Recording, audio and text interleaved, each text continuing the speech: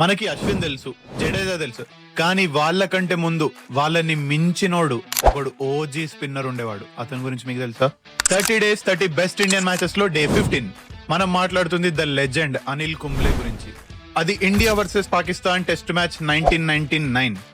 Match అంతా బాగానే సాగుతుంది అండ్ సెకండ్ ఇన్నింగ్స్ లో పాకిస్తాన్ కి వచ్చేసి టార్గెట్ 420.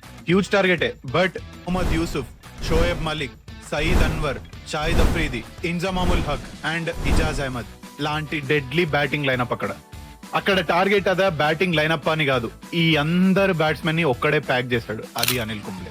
ఈ సెకండ్ ఇన్నింగ్స్ లో అనిల్ కుంబ్లే 4 or 5 కాదు, మొత్తం 10 వికెట్స్ తనే తీసుకున్నాడు.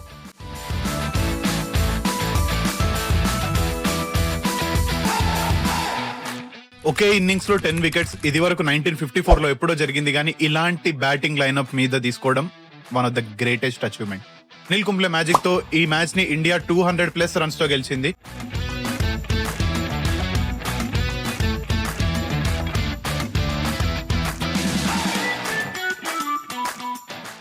అండ్ కుంబ్లే తన కెరియర్ మొత్తంలో 619 వికెట్ తీసుకున్నాడు.